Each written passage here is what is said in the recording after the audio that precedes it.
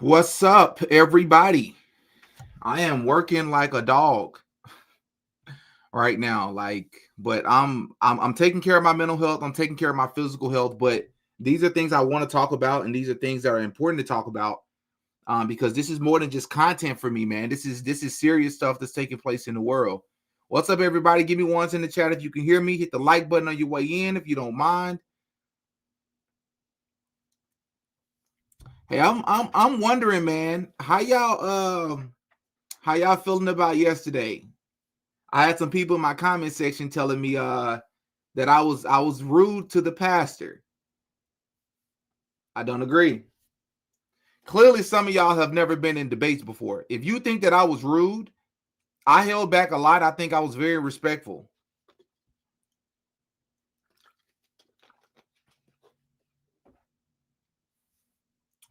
Rebecca, I agree. Hey, and Shauna, yes, it is raining here in Arkansas. It's raining quite a bit, but we needed it. I agree with you, Shauna. I saw what you said. Julianne, it was crazy. It was crazy. I actually have an edited version. If you are not able to check out that live yesterday with me and Pastor John Chukwu, who is a Turning Point USA pastor that I didn't know before, but I know now. I actually have an edited version coming out in the next couple of hours. So like I said, I've been working a lot. I still got that Patreon exclusive I have to drop. Link to my Patreon is in the description. And I also have another video that I'm working on as well. But it's a few things out. This live hopefully will probably be 40 minutes to an hour. This won't be too long. But it's some stuff we kind of need to talk about. Yeah, if you want to check it out, I have an edited version coming for you. That live was like 2.5 hours. This video here, I edited down just to the part where we speak about Candace and Charlie Kirk. And it gets really heated. It really does. What was I gonna say? A lot of stuff going on, man. The video with Candace Owens of her saying that once they take you out, they give you a boulevard. A lot of people have been reacting to it and have been literally lying about what Candace Owens said in the clip, as if we don't have our own eyes and ears to be able to see and hear for ourselves. But we're going to talk about that. But I want to start this live off talking about Kash Patel. The FBI director himself, Kash Patel, the same person who can't seem to find any of the accomplices of Epstein, even though he's working for him. He's having a problem finding them, but he can hold a press conference and speak with the most amount of passion I've ever seen him speak with to announce that they've arrested NBA players and mafia members who have been involved in a gambling scheme. This man in this press conference that I'm about to play, he spoke with more passion than he's ever spoken since he's been in the administration. Before he got into before he joined Trump's administration, Kash Patel was speaking like we were, like a regular everyday person. We're going to go after Jeffrey Epstein. We're going to get everybody that was affiliated. And then he got sworn in. And then all of a sudden, he's taking pictures like the picture we see of him where his eyes is always like this. He always looks like he's seen some stuff that he can't mention. He can't repeat. Kash Patel said he can't legally release the files. No way. No way. No way. No way. Did he really say that? That's crazy. Let's go to the clip. Hey, y'all, be nice, man. Don't be in the comment section criticizing the. That's funny. Arkansas, what's up, Arkansas? Hey, I never did this before. Before we get into the clip, drop in the comment section where you're from. Because I had some people from Spain. I got some people from Africa. People in Italy. People tell me where they from watching my content. I was like, bro, that's crazy. So drop in the comment section where you from. We got Florida in the house, Tennessee, Ohio. We got Mississippi in the house. That's right up the street. Texas, what's up, Texas? Oklahoma, that's crazy. I'm right up the street from Oklahoma City. I love Oklahoma City. I was going to go to Oklahoma City this morning, actually, but it was raining. Kentucky, Indiana, Orlando, Philly in the house. France, no freaking way. France? Oh, we got somebody from Washington, D.C. We got to watch them, y'all. No, I'm just joking. Ohio, crazy California, New York, France, the Netherlands. Hey, I'm in Egypt. No freaking way. Bro, you watching my content from Egypt? Ohio, Michigan, Jackson, Mississippi. That's tough. Spain. There we go. I think this is the same person, actually. New York City. I've been to New York once, and I quickly understood why people don't have cars there. It's pointless. Kash Patel is talking like he don't know any FBI skills whatsoever. I agree. Kash Patel, I really hate to buy into the stereotypes, but he just doesn't seem qualified to me. He doesn't. All right, we got another person from Arkansas. What's up, Arkansas? Hey, Kia, the home state, South Carolina. Hey, Kia, man. Cayman Islands. No way, bro. Cayman Islands. That's tough. Jersey Shore, like the show?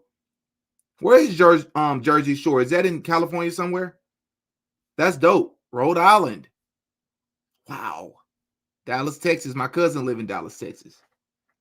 Brooklyn, New York. What up, Brooklyn? Memphis, Tennessee. That's tough. I used to live in Memphis. That's tough. I love y'all, man. I love y'all, bro. Palm Springs. We got Spain and Norway, bro. No way. No way, Norway. Bro, this is crazy. Virginia. Hey, that's tough. What's up, Miss Rebecca? All right, y'all. Let's go ahead and hop in. Hit the like button as a reminder. We got some stuff to talk about, man. Kash Patel all of a sudden has all this passion. Let's see what he has some passion to talk to us about. He held a whole press conference. Let's see what he's talking about. I'm now going to turn the podium over to FBI Director Kash Patel. Thank you. Good morning. Today we are here in New York to announce a historic arrest across a wide-sweeping criminal enterprise that envelops both the NBA and La Cosa Nostra. The men and women up here standing with me represent a small portion of the leadership team that brought profound justice in an era that needed it more than any. I'll just highlight some of the details in the case and the FBI work, and then you'll hear from the others. But as you now know, individuals such as Chauncey Billups, Damon Jones, and Terry Rozier were taken into custody today, former, current NBA players and coaches. What you don't know is that this is an illegal gambling operation and sports rigging operation that spanned the course of years. The FBI led a coordinated takedown across 11 states to arrest over 30 individuals today responsible for this case, which is... Y'all, listen to the passion. He seems so proud of this, man. Listen to the passion that this man is speaking with. Is very much on. He didn't even have this passion with the Charlie Kirk case. He was up there looking spooked. But when he's talking about arresting NBA players, all of a sudden he can sound like it was the most dangerous and the most rigorous and complex case they've ever had to solve before. Ongoing. Not only did we crack into the fraud that these perpetrators committed on the grand stage of the NBA, but we also entered and executed a system of justice against La Cosa Nostra to include the Bonanno, Gambino, Genovese, and Lucchese crime families. And you'll hear more about those details today. The charges and the arrests that were taken down across this country range from wire fraud, money laundering, extortion, robbery, illegal gambling. Wow. This FBI will leave no room for any perpetrator of crime across the country. You hear a lot about our work of defending the homeland and crushing violent crime.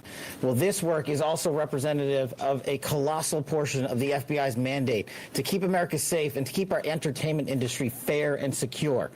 Well, first and foremost, brother, that's complete BS. The entertainment industry will never be fair. Define fair, bro. And how dare you say your job is to try to keep America safe?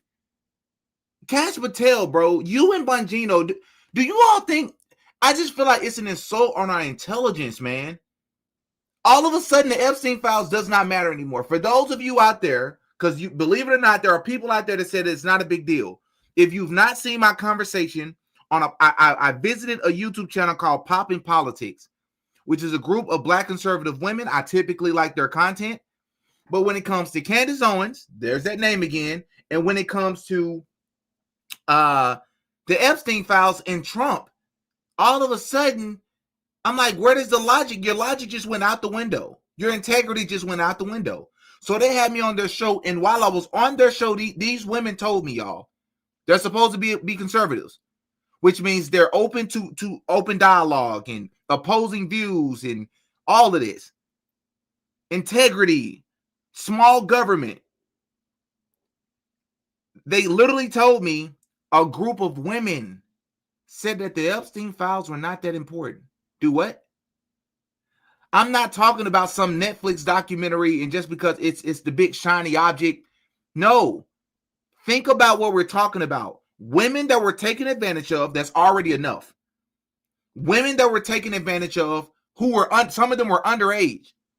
Did you all know, and I shared this in my conversation with the pastor yesterday, did you all know that many of those victims are still alive? They've been given Blair White, that's her name, the transgender conservative dude that identifies as a woman, but he has very conservative perspectives. He interviewed one of Epstein's victims a few months ago. I've even spoken to the victim a couple of times, and I'm trying to get her to come onto the show. These people are alive, bro, and they're openly talking about what Epstein was doing. Openly. Brother, they've said themselves many times over, Epstein was not the only one. They've named presidents. They've named other people, bro. Where are the arrests? Kash, Patel, that's part of keeping America safe. Hopefully, we can all agree that children is the most vulnerable community in the world. The most vulnerable population of people we have. Maybe elderly will come next to that. Maybe disabled people will come next to that. And then women. But children should be at the top of the list. What have you all done? You don't even talk about it anymore. Are you doing that in secret too? Because that's what the pastor was telling us yesterday. You got to let them do their jobs. Everything isn't for the public. So tell me what they're doing with the Epstein files. I don't care about some list of people, bro. We can all agree that probably does not exist. And if it ever existed, they probably destroyed it a long time ago. I'm not talking about some fairy tale.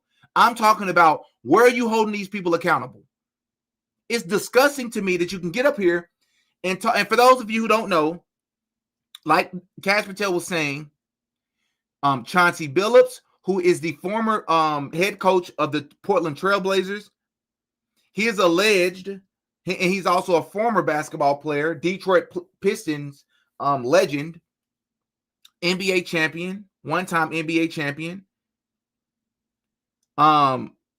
They're alleging that he not only participated in illegal poker games, but they're alleging that he divulged information to individuals that were betting on games, and he let them know that the Portland Trailblazers were going to be tanking the end of the season. For those of you who don't know, that sports talk, tanking just means like their team is going to intentionally lose games so that they can have a higher chance of drafting better players in the draft.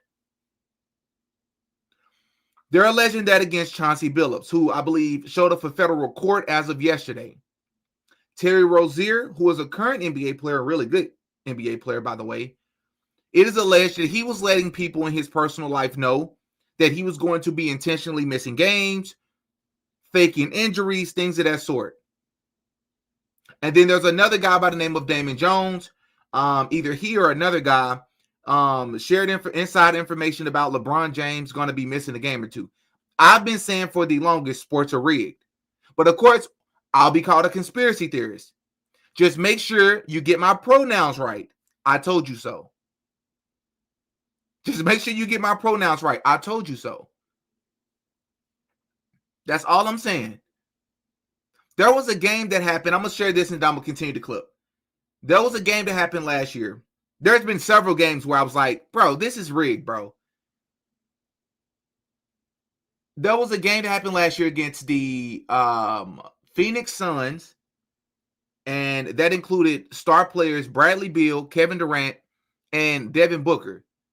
They played against the Golden State Warriors with star players. I think Klay Thompson was still there at the time. Obviously, Steph Curry and Draymond Green. At the end of the game, Steph Curry ended up hitting the game-winning shot. But when they took the ball out, Bradley Beal was responsible for guarding Steph. I wish I could play the play right now so I can showcase it to you. It was as obvious as day. Bradley Beal wasn't trying to guard Steph Curry. I understand that it can be difficult to guard him because he does a lot of running around the court. We're talking about one play, get one stop, and you win the game. Bradley Beal comes off a screen, and for those of you who don't know, a screen just means someone gets in your way to try to prevent you from getting by. All Bradley Beal had to do was just go around the person and continue to follow Steph Curry. Just stay in front of Steph. Make his shot very difficult. Bradley Beal played it off, and it looked like he was faking it. You can tell that it wasn't organic. He delayed his defense. Steph gets the ball.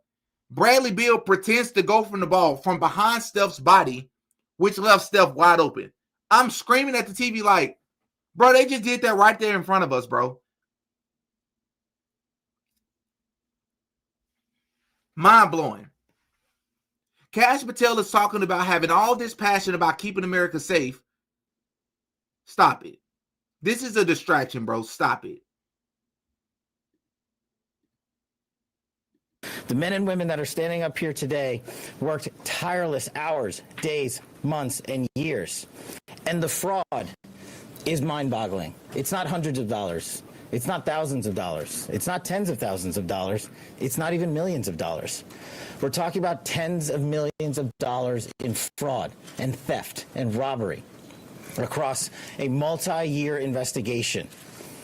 And we could not have done it without our interagency partners that are before us today.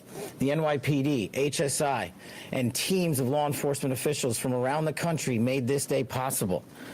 It takes a team to bring this kind of justice, sweeping justice, into the halls of the United States courtrooms, where our brave United States attorney has led this prosecution.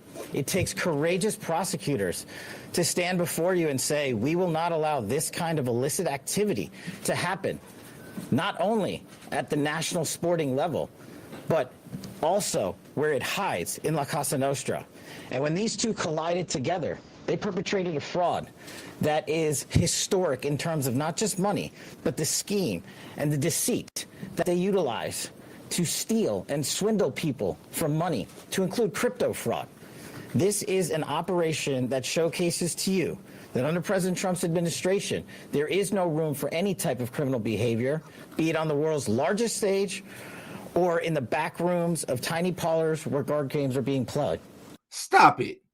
Stop it. Unless they're the ones that's perpetrating the crimes.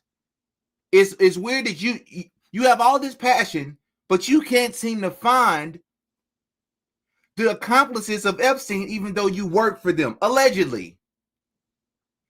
Allegedly. This is a really good comment. What about the $40 billion sent to Argentina while we struggle to feed our families? Exactly. What is he talking about? And then he gets up there talking about this has been years in the making, which means you probably played no role in it.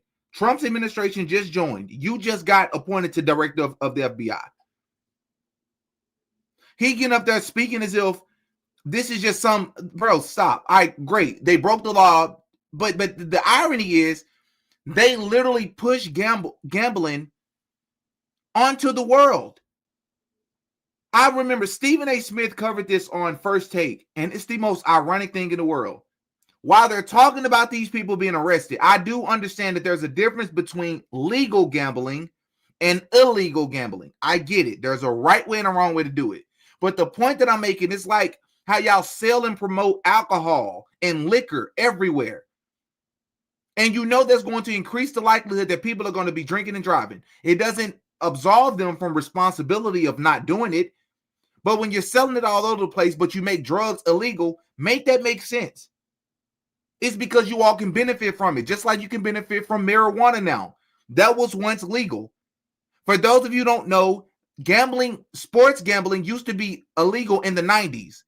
They've since made it legal. Not only that, but they promote it every chance you get. Stephen A. Smith is on First Take talking about this story, sharing Kash Patel on ESPN, which was a weird thing to see.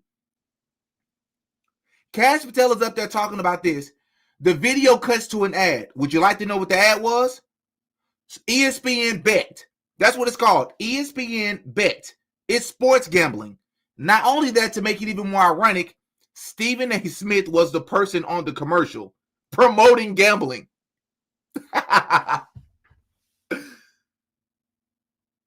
And you want me to believe that Terry Rozier, Damon Jones, Chauncey Billups were the only ones doing it? Stop it.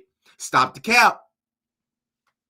Stop the cap right now. They weren't the only ones doing it, bro. And I refuse to believe that. I refuse to believe that. Or less, rebound less, assist less, using information that was not yet public. In some instances, players altered their performance or took themselves out of games to make sure that those bets paid out.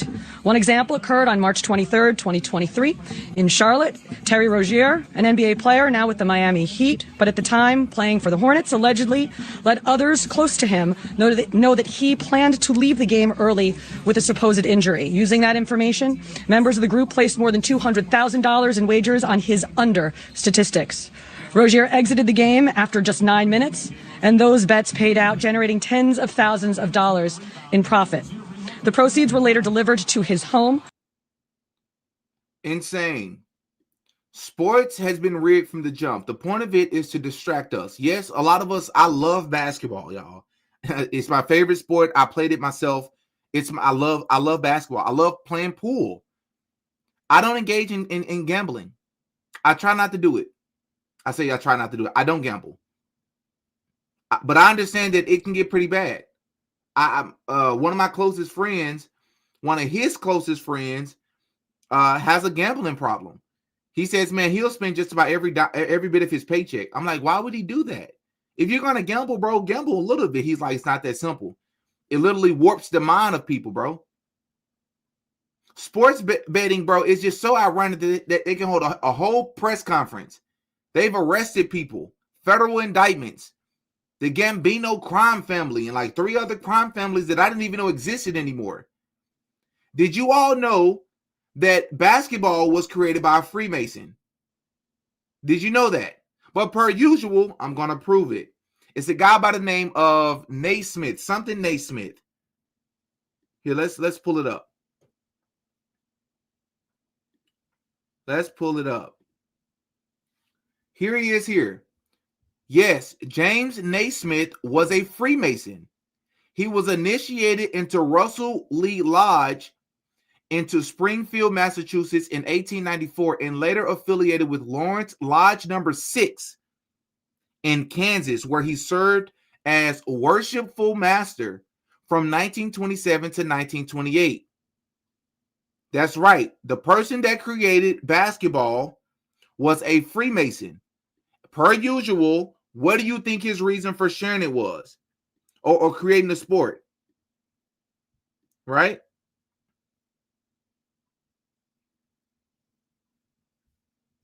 Let me see if I can find the image. The image should have been here. James Naismith. It's kind of weird.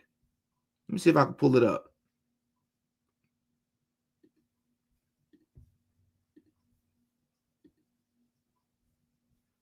Boom. Could have sworn I saved it. What the world?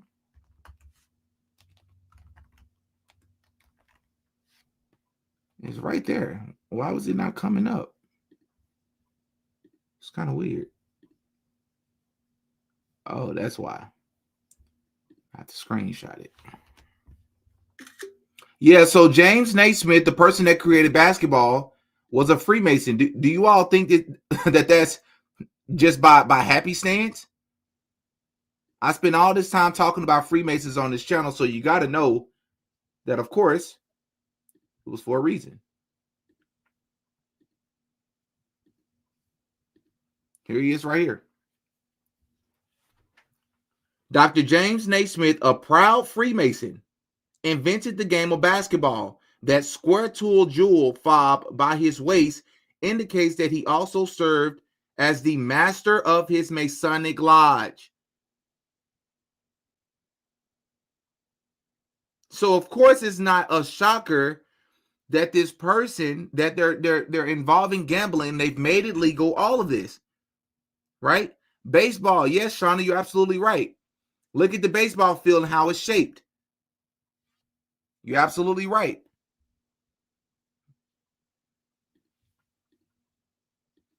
Football was created by a guy by the name of Walter Camp,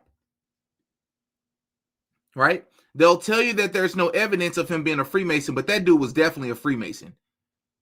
I have a whole video on it. Let me see if I can pull that up. I literally have a whole video on it. It's called The Open Secret About Sports. I dropped that video maybe 3 years ago.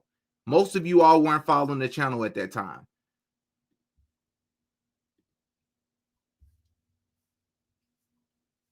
Let me show you. Here it is right here. So this is exactly why I believe pro sports are rigged. That was a year ago.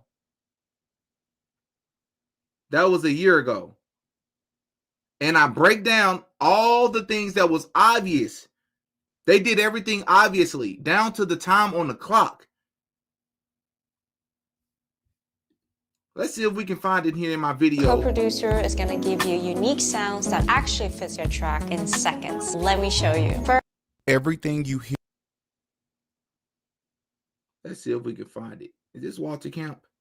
Military Academy in 1838. Many people love the sport of baseball, but know very little about its origin. There has been a dispute over the years as to whether or not Abner was the true inventor of baseball, but majority recognize Abner as the creator inside of museums, with monuments, and within history books. But what if I told you that Abner Doubleday was much more than just the proclaimed inventor of baseball? What if I told you that baseball was not only created for the purposes of playing a game, but had another agenda as well? Doubleday, just like Walter Camp and James Naismith, was also, yep, you guessed it again, a Freemason. He was also the president of an esoteric and occultic organization called the Theosophical Society.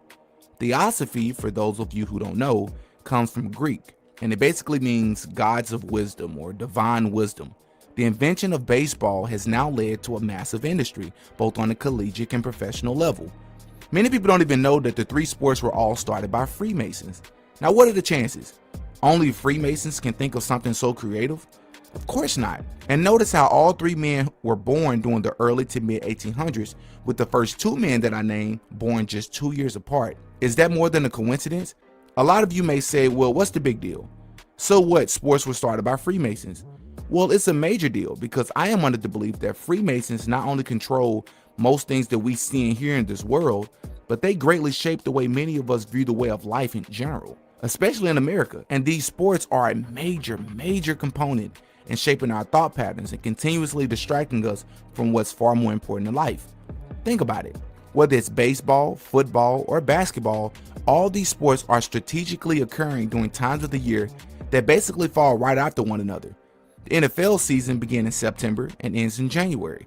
Baseball typically begins around late March, early April, and ends around early October.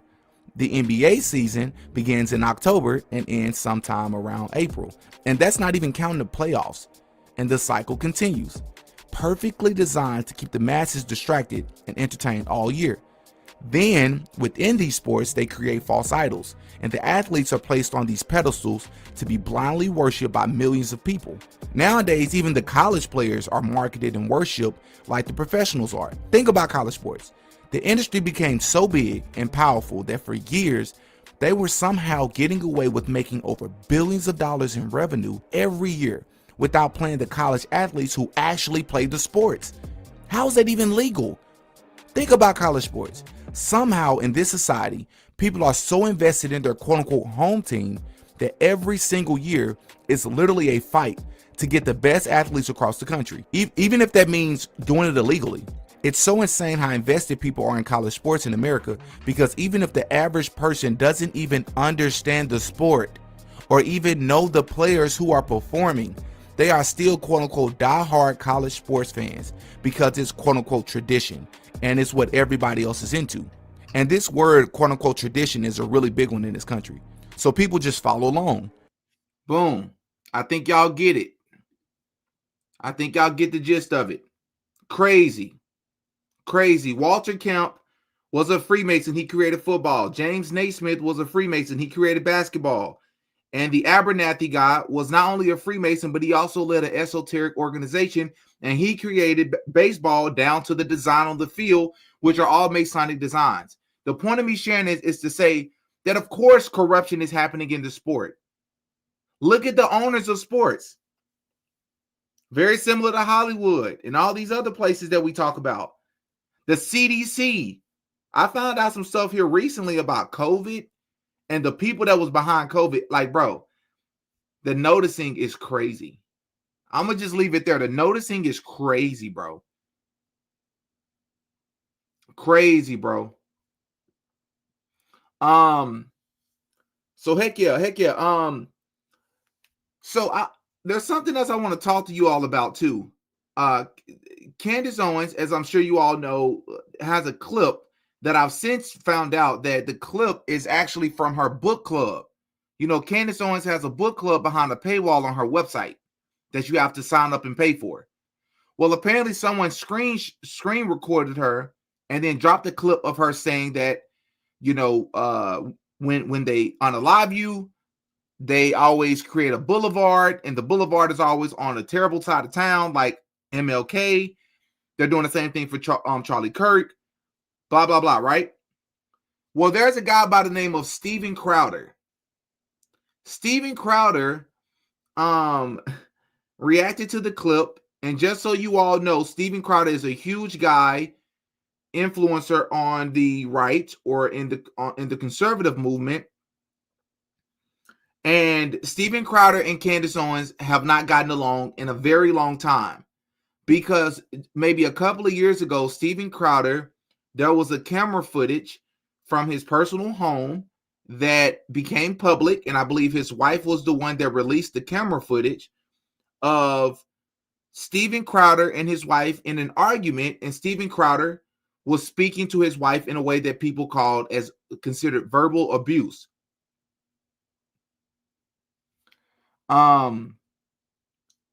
And anyways, he got a lot of backlash for it. I believe him and his wife was going through a divorce at the time, or they were close to getting a divorce at the time. And it was really ugly. Candace Owens actually came out and spoke out against Steven Crowder. And maybe you can argue that she came out a little bit too early and jumped the gun, but nonetheless, she spoke out against Steven Crowder. And Steven Crowder and other people did not like that. So I'm going to show you all what Steven Crowder just said about Candace Owens' video and his absolute insanity.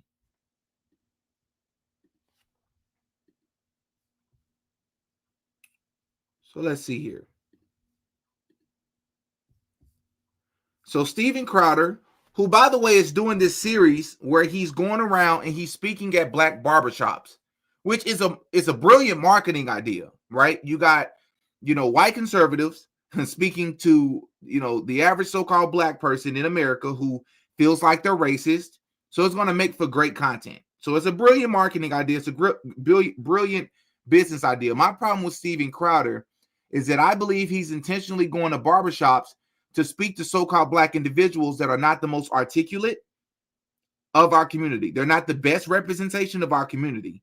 And I think he's doing that on purpose, right? While Steven Crowder is sharing things in his dialogue and his back and forth with these people that are true, he's also being disingenuous. All right?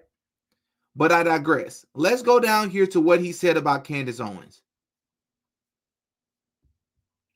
All right, here it is.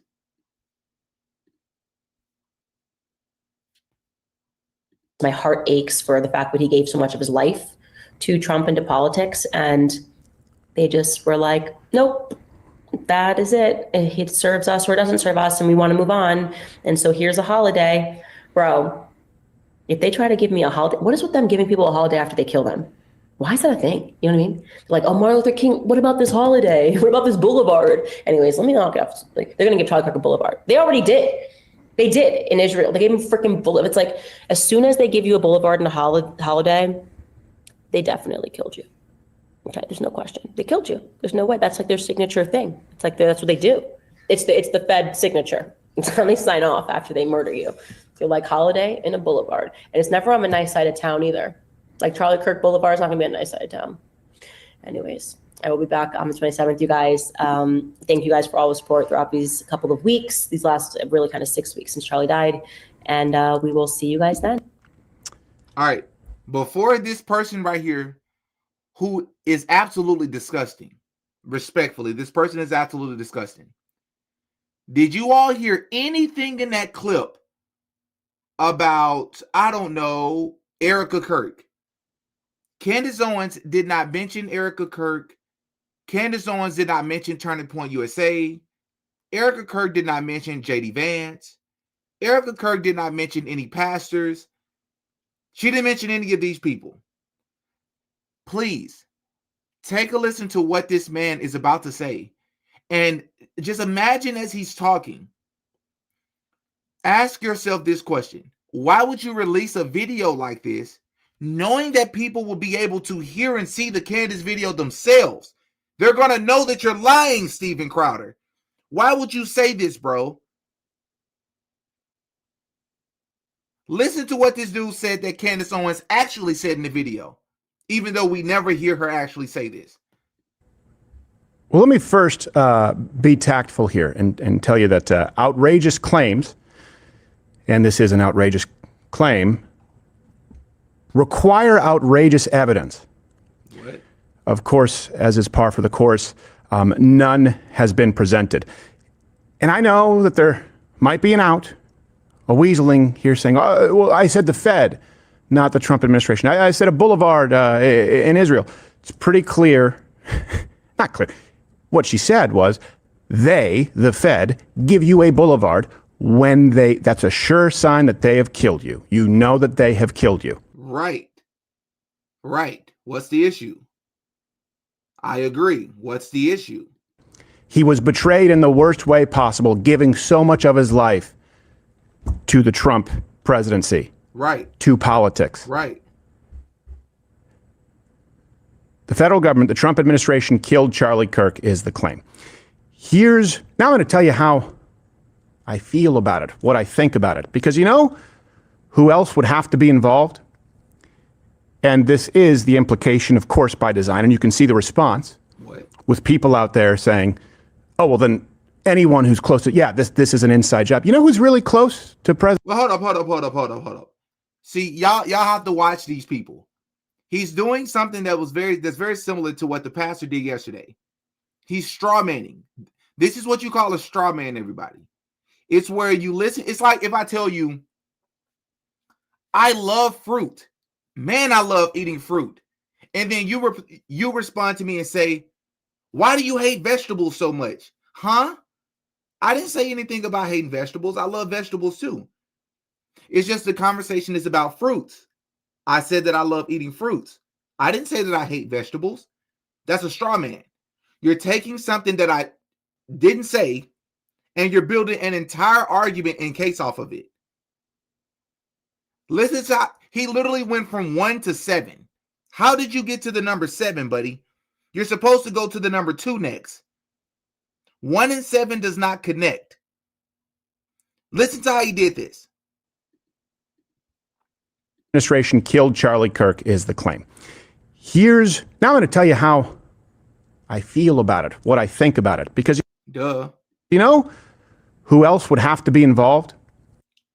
If she's claiming that the feds did something to Charlie Kirk, who else would have to be involved? Why would somebody else have to work with the feds? They're the feds. What help do they need from regular people? But let's listen. Let's see where he goes with this. And this is the implication, of course, by design. And you can see the... How is it the implication, Steven Crowder? What implication are you talking about, brother? She was quite clear. She used the word they, and then at one point she used the word fed.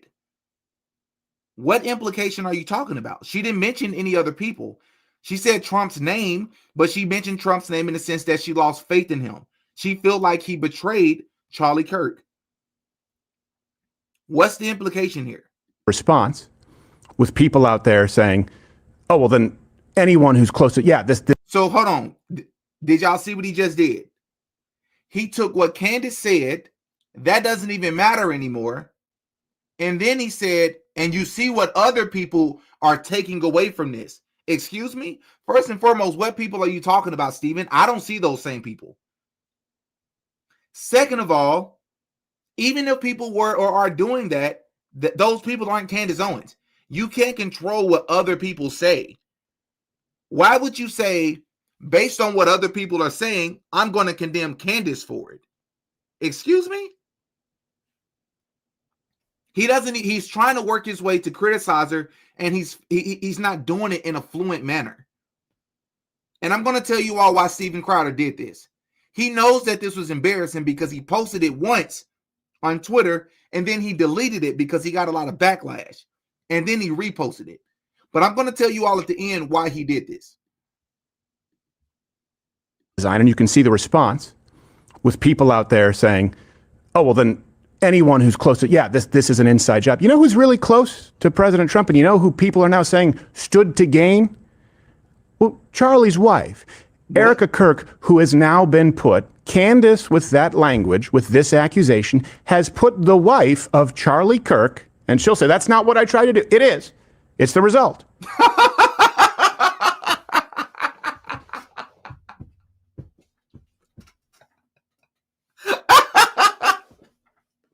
What is with these people?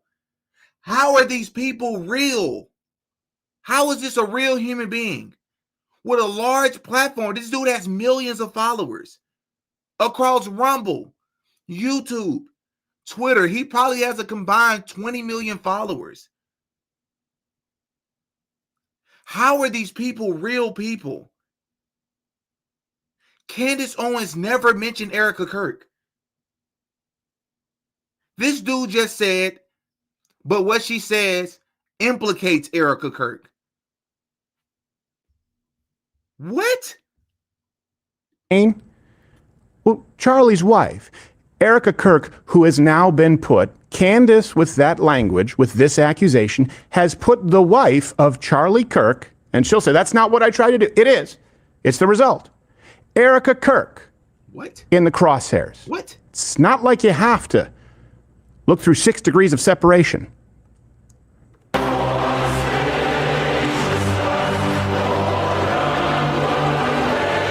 Bro, that's a little weird. They almost down there kissed on the lips.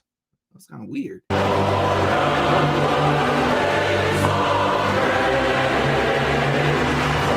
That was so awkward.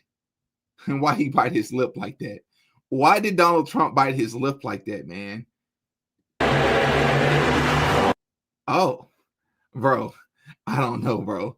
That's just, first and foremost, the hug by itself is already awkward.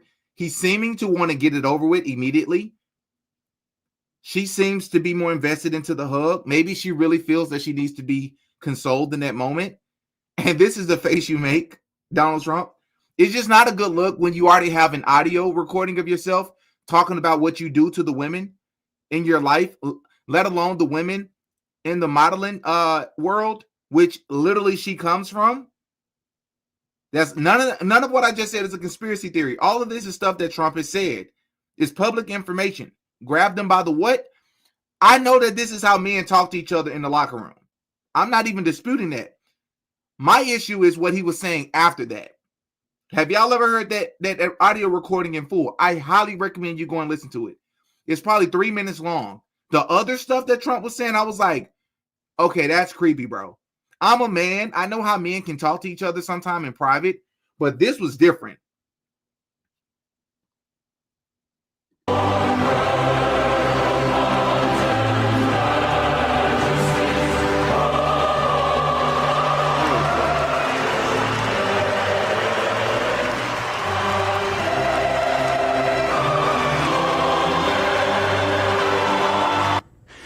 And you can see post after post and article after article with both Kirks, but certainly Erica praising, thanking President Trump.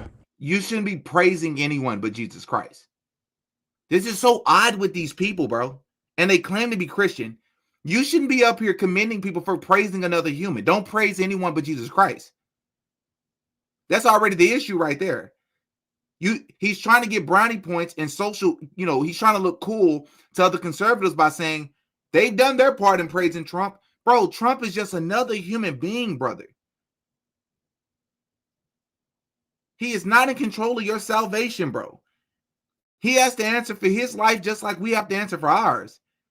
He bleeds just like we bleed. Discussing how important his support has been. So if the Trump administration, if the Fed killed Charlie Kirk, look, there's no middle ground here right now. But there literally is. Look at that face of this person. This guy's a lunatic. Respectfully, man. I try not to name call, but this guy, this is madness. He's literally trying to force a binary and says that there's only two options here. No, there are other options. There are other options. There is a middle ground. There's other possibilities, brother. Who are you to tell us there's only two things to choose from? Either Erica Kirk is evil. What? And was in on it. She never mentioned Erica Kirk's name. What is this dude talking about? Or Candace Owens is an evil. Oh. And that's what it was about. All he did was worked backwards, everybody. Steven Crowder wanted a reason to criticize Candace Owens, and I'm going to tell you why. Other than their history together, I'm going to tell you the other reason why. And he wanted to call her the C word. But he had to present a reason why he would call her that. So he just made something up out of thin air. He watched the same clip we watched of Candace. Look at his face. He looked satisfied. He looked happy. He wanted to call her a name. So he said, I got to come up with some reason to do it. Let me watch the same clip everybody else watched. And let me try to manipulate what she said. Because some people out there are not that bright. They're going to believe me. And even if they are bright, some of them just don't like Candace already. So this will work. And I'll be able to call her name and get away with it. And hopefully this will go viral and she'll respond. And Candace did respond. I hope I'm being really clear about that. Yeah, you're being very clear, buddy. So my heart aches for the fact that he gave someone. So he says you can watch this clip and draw one or two conclusions. No, you can't. You can watch this clip and you can probably come to multiple different conclusions, or maybe you can come to one conclusion. Depends on the person. But according to Steven, no. There are only one of two conclusions. Erica Kirk is evil and conspired with the Trump administration to unalive her husband, or Candace Owens, and he tagged her. He made sure to tag her, which is leading me to why he really did this, is a miserable, and you know the word. Well, Candace Owens responded.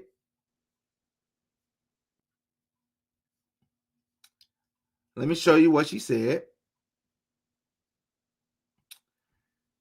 She says, someone typed and said, all the shields out in full force, simultaneously lying about Candace. If you can't see how organized and fraudulent these campaigns are, then you aren't going to make it. We're with you. Stay the course, Candace. Let me show you what Steven Crowder said. Well, she responded to this. She said, I don't know how they don't expect these lies to backfire, but today we had our biggest day ever in terms of book club signups. I'd like to personally thank Laura Loomer, that person, Steven Crowder, and Ian Miles Shong for their tireless work. Steven Crowder responded, welcome. Just like you're welcome to come onto the show anytime. And there we have it, everybody. There we have it, everybody. That's what this was all about. Steven Crowder is jealous of Candace Owens. They're both very successful, but she is way more successful than he is from a popularity standpoint. It's just the truth. She's more relevant than he is. Those are things neither I care about personally. Steven Crowder does. Let's see what the people in the comment section are saying. First comment, because this is what it is all about. Trying to remain relevant in a very competitive space. 2.5 million followers, that being Steven Crowder,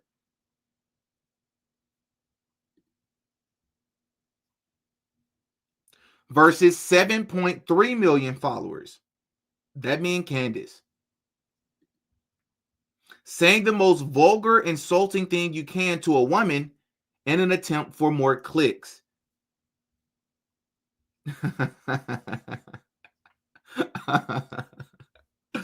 Bro, Crowder, Candace is a miserable. Also, Crowder, please, Candace, come onto my show. And there you have it. That's what this was about, bro. He's wanting her attention because he really wants to talk about what she said about his marriage a couple of years ago. That's really what he wants to talk to her about. He's trying to bait her, and it's not going to work. Why did you delete and repost? Original post didn't go the way you planned. It's only going to get worse from here. Steven, you're on the wrong side of this. Just look at your own comments or the fact that your likes and views are dropping. You aren't this crazy. Calling someone a miserable is pretty disgusting, especially directed at women. But you treated your ex-wife like trash, so I'm not surprised you feel so comfortable doing that. Bro, his own comments are cooking him.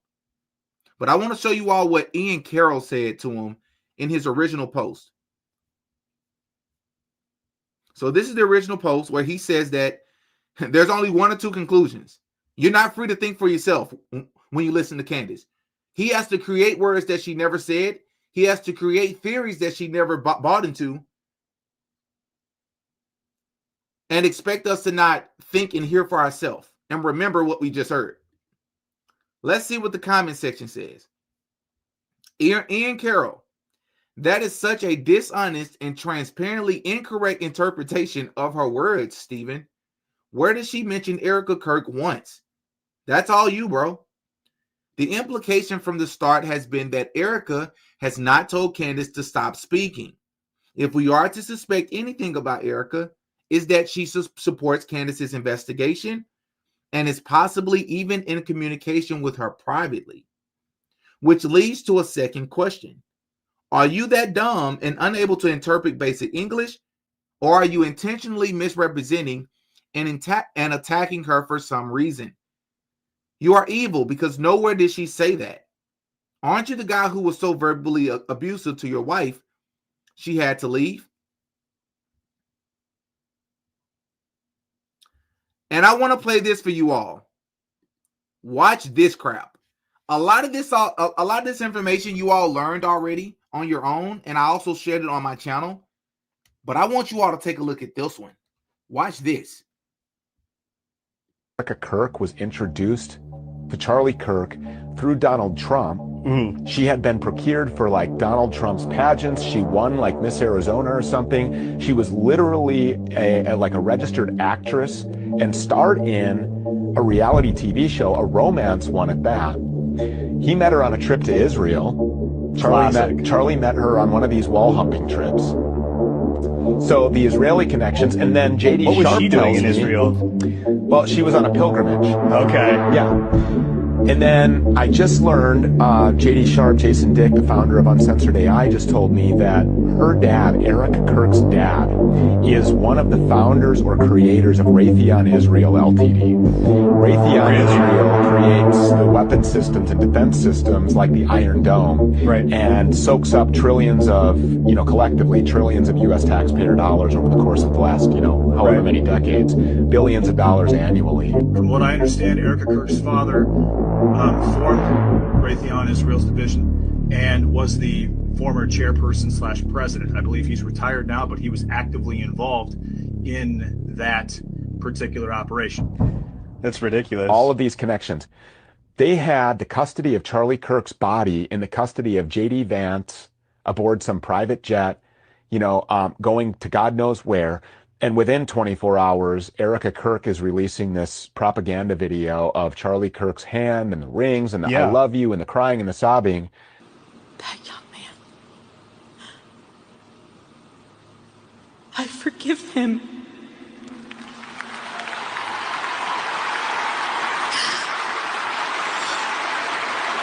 She's solidifying the narrative that he's guilty. No matter what about a court appearance, anything else, that resonated with every Christian because they're supposed to be forgiving. Yeah. And that just subliminally, subconsciously, or very overtly put, yep, he's guilty, he did it, he's responsible, but Erica forgives him. And now she's the champion of TPUSA to come rushing in, building all of these other extensions and satellite, different clubs all over the place. Well, they're basically trying to build her up to be the next president. They're essentially seeing like, hey, this is a woman that we could set up maybe in 8 to 12 years. Yeah. Well, they then will be able to just solidify this Judeo-Christian, alliance, and that Israel was great and that Charlie loved the Jews and all these things, while completely disregarding the 5 weeks, leading up to his death, where he began to actually ask about this and point out this occupation. I saw a clip. Let me see if I find it. I saw a clip that I had never seen of Charlie Kirk before. Here it is right here. Listen to this. Have y'all ever seen this before? Listen to what Charlie Kirk said. These are things that Charlie Kirk said already publicly, but I've never seen this clip. Listen to this. I am going to continue to ask the question. A 20-hour response in a country the size of New Jersey. That begs a big explanation. And more importantly, America is significantly underwriting the Israeli government $4 billion a year. We as American taxpayers deserve answers to this. We deserve answers. Also, if we're going to get into a regional or world war based on an intel failure, we pay for this. What are we buying, right? I got smeared as a Jew hater, an anti-Semite, and conspiracy theorist because I said exactly what I just said. And I refuse to back down despite all the smears thrown at me, because I learned during COVID. I learned when they told us that it came from a bat in the Himalayas. I learned when they told us the vaccine was safe and effective. I learned when they told us that ivermectin was horse paste, that you better keep asking questions because it's the only thing that keeps us free. Thank you so much. I appreciate it. Dude, we saw the other clips. I had never seen that one. Y'all, we have 900 people watching this. Please, I need you all to hit the like button for me. Please hit the like button for me. I really, really appreciate it. But this is insanity, man. This is absolute insanity. What justification do you have? He watches a video of Candace Owens, and then he literally just makes up something Candace Owens never said nor implied in the video.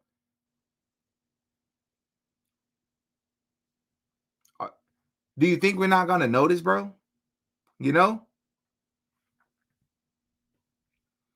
Judeo-Christian literally makes no sense. It's literally an oxymoron. It's a contradiction. They're antithetical to each other. It makes no sense.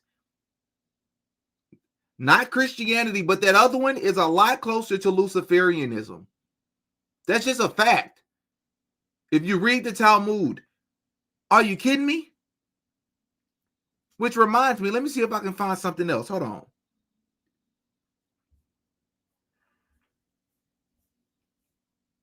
Let me see if I can find something else. I want to show y'all something.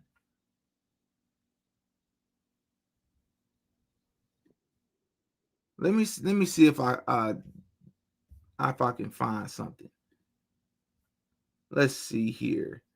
It's a clip of Ben Shapiro being questioned. I don't know, but I do want to show y'all something else though. This is going to be fun. I'll spend like another 20 minutes. We're going to dissect.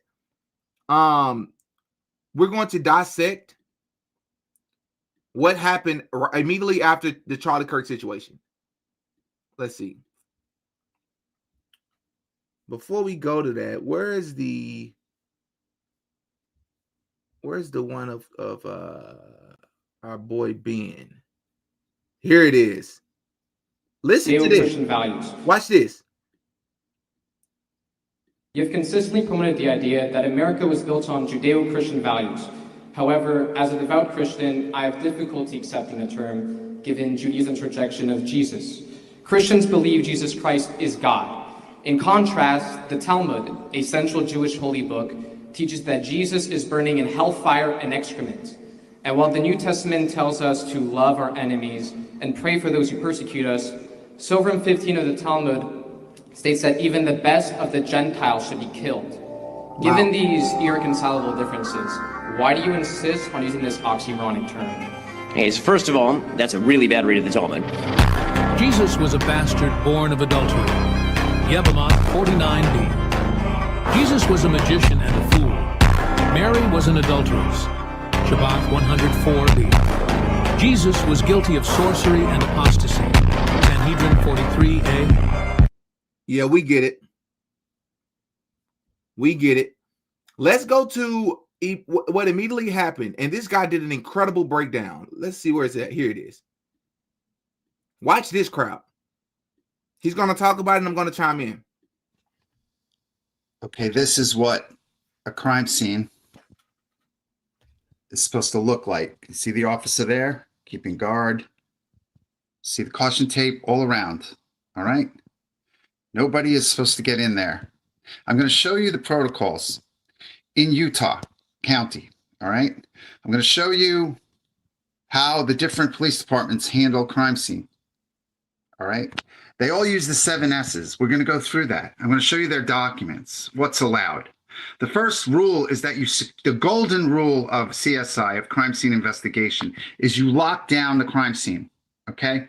You lock it down, you put a guard there, and even other officers have to get permission to come in to the crime scene, all right?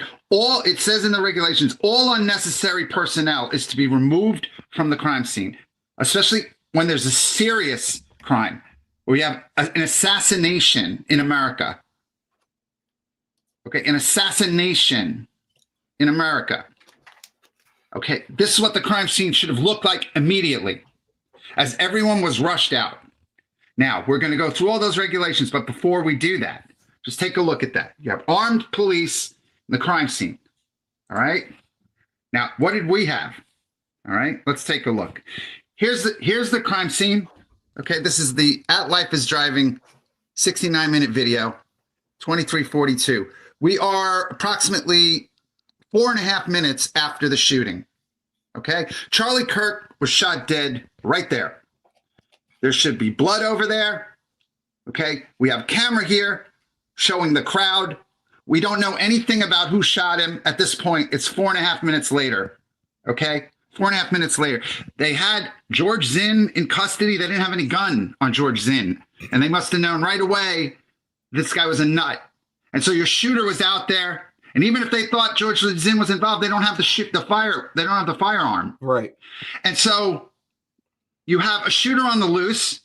This is 4.5 minutes. Does anyone remember Las Vegas? The volleys were going for how many minutes? Other crime scenes. How do we know a sniper isn't somewhere up on those buildings waiting to pick people off? Right. Everyone seems so comfortable. Yeah, they seem comfortable. Okay. Now we'll take a look. But hold on. Yeah, they seem comfortable. Why did they seem so comfortable? Once again, this is why I've come to the conclusion I've come to. If you want to move me off my pivot and convince me that man was actually pow that day, I'm all ears. I'm open to you changing my mind. But I need you to tell me how. Everyone's behavior was odd that day. The security team was not talking to each other. Why 4 minutes, like he just said, 4 minutes after everything happened, why does everybody seem so calm? Why does no one panicking? You have not found a weapon yet, right? So as far as you know, the person who's responsible for this is still on the loose and could still be there. Everyone seems satisfied, but it only gets worse. Just keep watching. Look at this, but over here, this is the headline, okay? The Utah County Law Enforcement, and this guy on the left with the red hat is a local police officer. I'm gonna explain that to you, okay? This is the video tech guy. Everyone knows him now. It's the video tech guy from Turning Point. He's a layperson. He's a video guy. who took the SD card out of the camera, and he has not had to answer for it. Okay? He's not a forensic analyst. He's not a police officer. He's a guy who runs the video cameras at Turning Point, and yet he's controlling the whole crime scene. He's the guy in control, as you will see. Okay? And these officers, these hardened police officers, which this gentleman is, he's from a local police force. He's not UVU. And you'll see in a second, the UVU police officer is there, and here's another local police officer holding his weapon from a local law enforcement. He was plain clothes in the crowd. Okay, you're going to hear from the police chief. I'm going to play you the video. The UVU police chief is going to tell you he had 6 officers in the crowd and he had other plainclothes policemen there. Did y'all catch that? They had plainclothes officers in the crowd. How many did they have? 6. First and foremost, why would you have plainclothes officers in the crowd? Is that a common tactic? Did you already suspect something to happen, or is that no? And I'm genuinely asking. I don't know if that's normal protocol. Why would you have 6 officers of that's an interesting number, but also why would you have officers in the crowd pretending to be regular people? And 6 just doesn't sound like a lot when you're talking about 3,000 attendees. There was no metal detectors or anything. Anyone could have showed up, which is the opposite of how their events typically go. Why was everyone, the same question we keep asking, why was everything and everyone so new for this event? Why? These guys are from, they're police officers from other jurisdictions nearby. Okay? They all understand what a crime scene means. So there's no yellow tape up, and it seems to be a picnic going on over here. And this gentleman, as you can see, they're talking to each other. You all know the story by now. He's going to remove this piece of forensic evidence, and you're going to see that trajectory is one of the fields that the forensic techs in Utah County are trained in, trajectory. So where this camera is pointing related to what video it took. Also, it should still be running at this point. Yep. Okay. What if the shooting were to start again? Nobody knows what's going to happen. You don't have the person who did this. I don't know if they have them now. Nobody does. Nobody's seen Tyler Robinson shoot anyone. Right. And there's no video of that. Okay. These cameras should have been kept rolling until that yellow tape was set up and you had a perimeter and the forensic techs were there. Okay. This guy shouldn't be anywhere near this place. He's a suspect. Everyone at Turning Point that was near Charlie Kirk is, I'm not saying a suspect, but they're a person of interest until we find out what's going on. Very well said. I 100% agree. You turn over all stones, and once that person has been exalted of any guilt, you keep moving. The pastor yesterday told me that Candace Owens and the rest of us is wrong for even suggesting or quote unquote speculating. What are you talking about, bro? That's what you do when you're searching, which, by the way, isn't it interesting, y'all? When a husband gets when a wife gets killed, if y'all don't know, when they get unalived, the spouse or the husband is always the number one suspect. The moment you can rule them out, great. Then you move to the next possibility. Because statistically speaking, when a person who is married is unalived, normally their spouse plays a role. That's what the stats say, not what Dee Dee says. That's what normally happens when a wife is unalived. Do you know what is normally happen when a husband is unalived? Everyone is suspicious and a suspect except for the wife. The pastor came on yesterday and was making excuses for everyone but Erica. If we can absolve Erica, great. I'm not saying the woman did something. I'm not. We don't know that. But you're supposed to investigate it. You should look into it. You should hold it out as a possibility. We don't know what happened to him. I'm not saying you should think that they're guilty, but I'm saying you should keep it open as a realm of possibility. That makes perfect sense, especially statistically.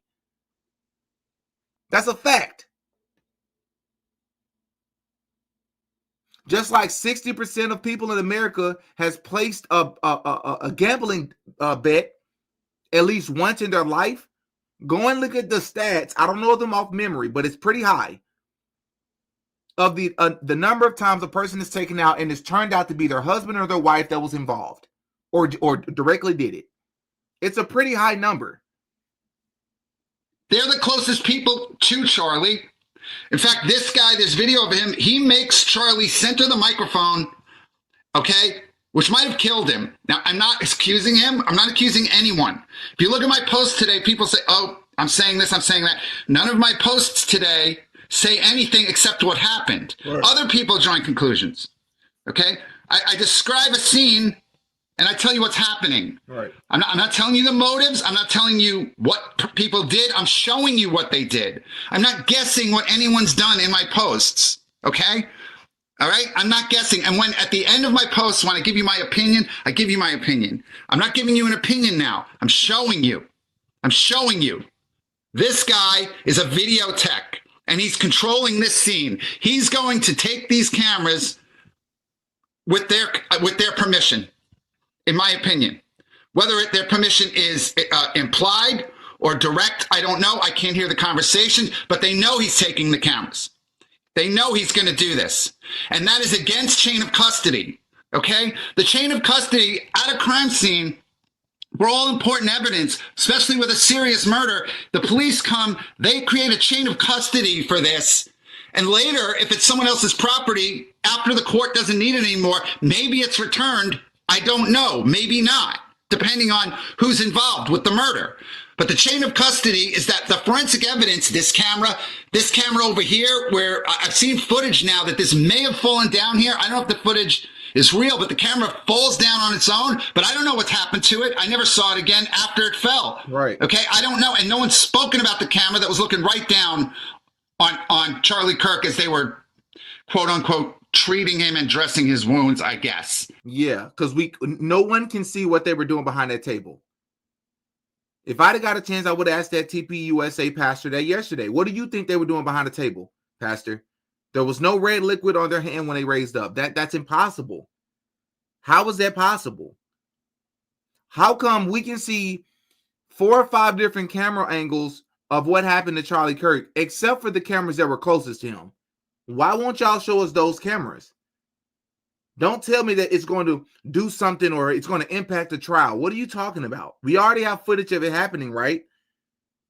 What is it going to change to show us the 3 cameras that was seating the Charlies to his left, the 2 right here, right behind him, and then the one off to the right? Or even just these 2 and the one that's to his immediate left. We don't have that footage. Why? I told you all why I think we don't have it. Because it's going to really show us what happened. That's the reason he took the SD card, allegedly. It's going to show us what really took place. I don't want to say too much on YouTube. Okay? That camera, this camera, this camera, this guy is the one in control. When the police should be in control. That's chain of custody. It's not, he takes the camera and the footage and the SD cards, and later on we hear Turning Point says, well, we gave it to the FBI. You're never supposed to have your fingers on it if these people are doing their job and following their own protocols. Right. Now let's take a look. Let's take a look. I got the sound down. See, they're completely aware of each other, okay? Those 2. That officer with the red cap, okay, blue shirt, right? Let me show you him.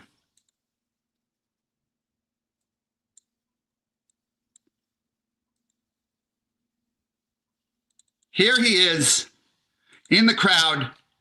He was up against the railing. This is an ABC photograph.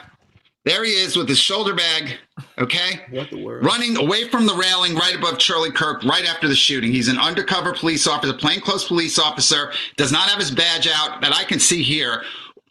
He's got this shoulder bag, okay? And he still has that shoulder bag on now.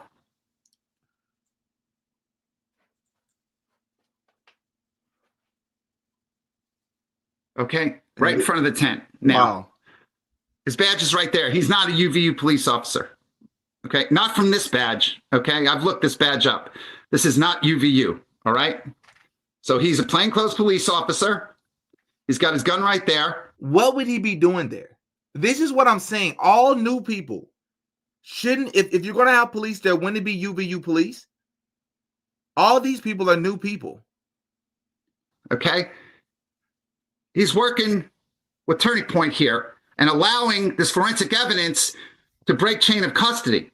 Now, you're going to hear from Kash Patel in a minute, where he tells the world that by 12:39, 16 minutes after the shooting, the FBI and the chiefs of police had arrived to secure the scene. Well, you're late. You're late. Okay. 12:39. Okay. That's, 16 minutes later, 10 minutes earlier, your chain of custody is broken when Turning Point took possession of the SD cards and the cameras. Why would they do that? Okay.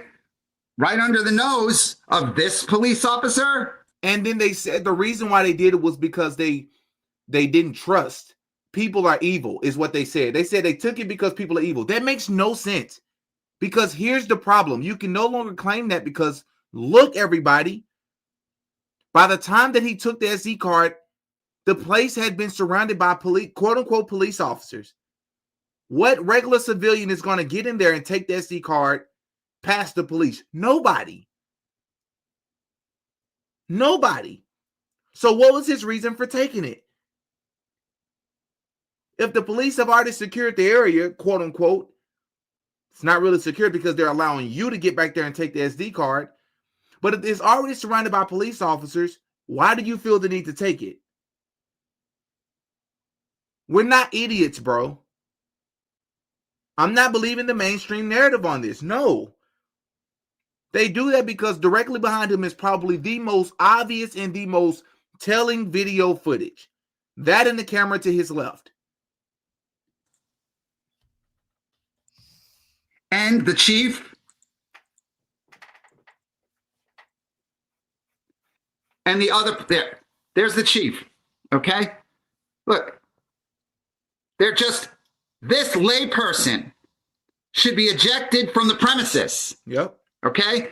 Yep. This police officer is the chief of police UVU.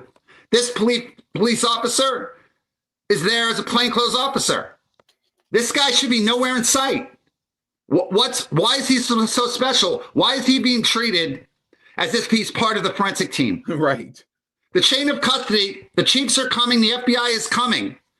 And do you all notice anything about this guy that is very similar to the rest of Charlie Kirk's security detail, which is ironically enough different from even the chief of police?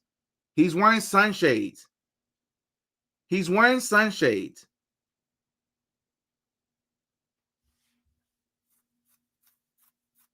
The yellow tape is coming. Leave it alone.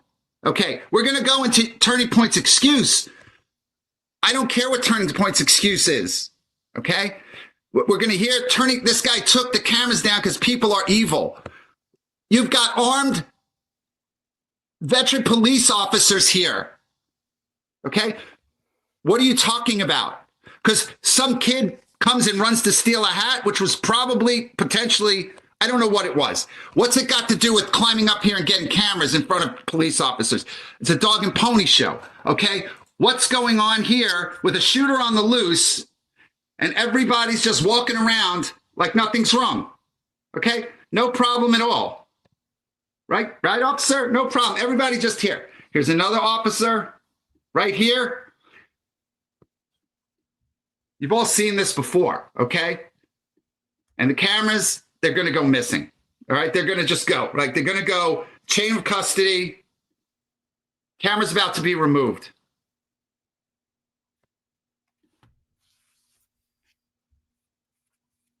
Why is a video tech guy in charge? Now, look here. Crazy.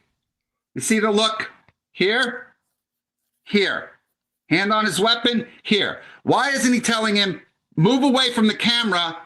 My forensic techs are going to be here any minute. You need to leave the premises. You are a video technician. I am a police officer. I am a police officer. You are a video technician. You should not be here trampling all over the crime scene and removing chain of custody sensitive forensic evidence. Exactly. It's almost laughable at this point how obvious it is to me. The reason why he's not stopping them, because obviously to me, everything I say is alleged. It's apparent to me that he's been given orders, right? He's been given orders.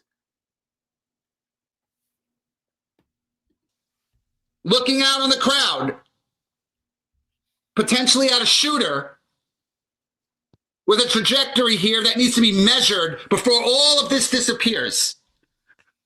And now it can only be done by the weird camera angles on video. And the professionals can't do the job that they're trained to do with a pure, uncontaminated crime scene. I agree.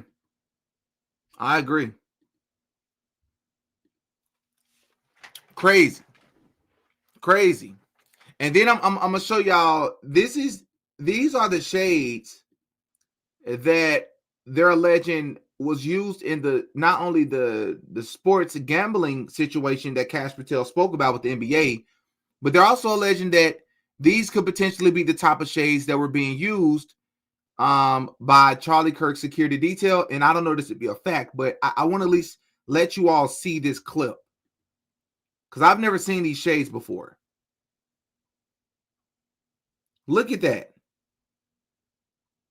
The number 5.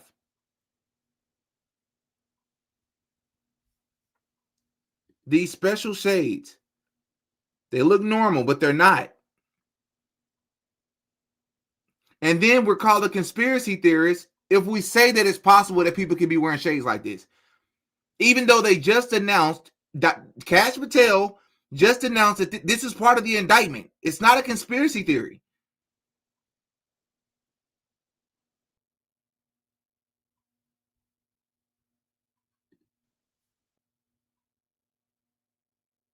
Crazy.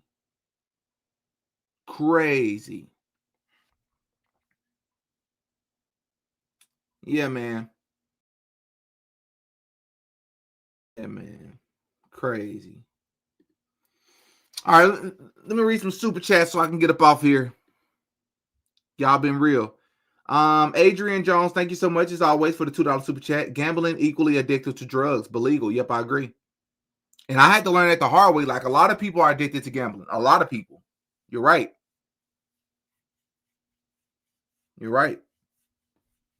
As long as they can profit off of it, they'll make it legal up into an extent.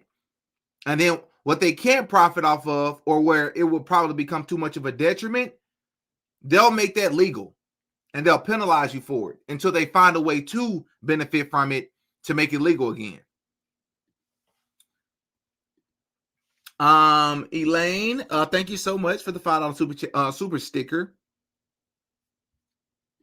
Heck yeah. Very much appreciate the Patreon content, filling in some blind spots for me. No, for sure. Thank you so much for tapping in, Allison. I only gamble with my life, never my money. Yeah, I feel that. That's a fact. Every day is a gamble. Mangino said on his podcast for years there was Epstein list, but now there's no list. Come on, they're all compromised. Yeah, he also said that he gave a story about how he did a security detail for President Clinton, or someone told him how they did a security detail for President Clinton, and how there was a young girl on the plane. President Clinton allegedly went to the back of this plane. How are you sharing stories like that, and then you go completely silent on us? We all know the answer to that, bro. It's the same thing most people would do.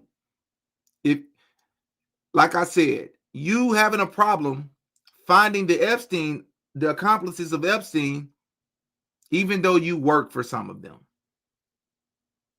You know? Crazy. Anyways, man, y'all up in the comment section. I do want to let you know, if you haven't checked out the Clive Davis documentary I dropped, please go and check it out. It's going to blow your mind. In about 2 hours, I have an edited version of the intense debate that I had with the TPUSA pastor who worked with Charlie Kirk. The debate that I had with him yesterday, I'm going to drop an edited version So it's a lot more digestible for you. That'll be coming out in about 2 hours. Remember to follow me on Instagram and Twitter. Links are in the description to my social media so that I can have a way to reach out. I bit my tongue. And connect with you all. Right?